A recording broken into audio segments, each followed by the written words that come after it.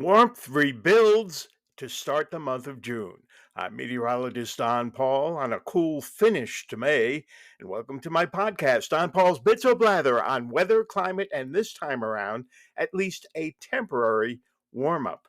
After a few pretty chilly mornings, in fact, on this Thursday night, the National Weather Service has issued a frost advisory for the interior of southern Erie, Wyoming, Chautauqua, Cattaraugus, and Allegheny counties as the growing season has begun and tender vegetation in those valleys especially should be protected.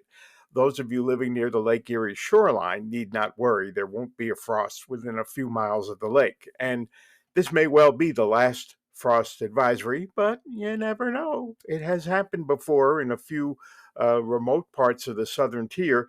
In the meantime, we're going to start Friday morning with similarly chilly readings. There were some mid 30s this morning in Cattaraugus County, and there will be again on Friday morning, but afternoon temperatures under abundant sunshine will recover to around or a little over 70 degrees. And with pretty light winds, it's going to feel warmer than it did on Thursday, but it will be a beauty. And Saturday looks beautiful too, with a big ridge of high pressure. That's dense sinking air squishing the clouds, sitting on top of the east and nearby us, keeping the winds light. For you boaters, wave heights will average a foot or less on Lake Erie and 1 to occasionally 2 feet on the nearshore waters of Lake Ontario. And it will warm up with a light southeast to southerly flow. High temperatures will reach the mid to upper 70s, and that is above average. The average high now is about 72 as we finish up May and start June. And then by comparison, Sunday looks to be faded. An area of low pressure, a weak one, and a frontal boundary will approach, and in the pre dawn hours into Sunday morning, some scattered showers, maybe a rumble of thunder will show up. But the indications at this time are that the bulk of the unsettled conditions on Sunday will be earlier in the day. During the afternoon, maybe a few spotty, thinly scattered showers with some breaks in the overcast, allowing some partial sunshine.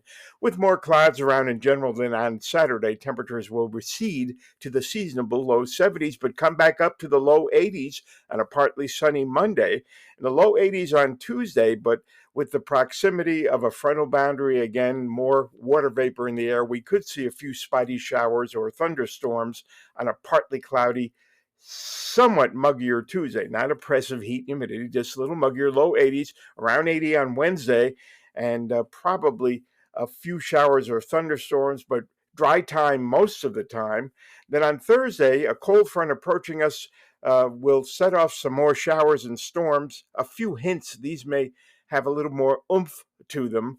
And then behind that front, not much cooler, but the high temperatures will be receding by Friday into next weekend and probably dropping back for several days after Friday into slightly below average readings. But at this time of the year, slightly below average doesn't mean really chilly, just means a little bit cooler. In general, in the 8 to 14 day period, the temperature should be running most days, not every day, a little below the average high.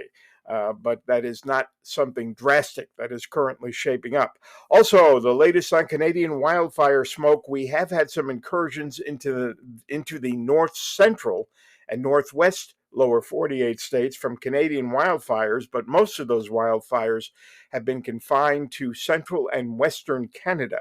The soil moisture and vegetation has been somewhat wetter in Ontario and nearby Ontario and Quebec.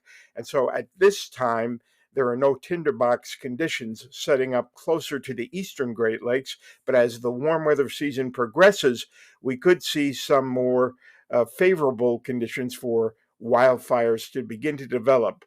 Perhaps not as bad as what we experienced last year, but I'll be monitoring this. And of course, Natural Resources Canada is monitoring this on a constant basis. I'll keep you updated here on the podcast and on social media. And thanks for listening this far. Please share, please follow.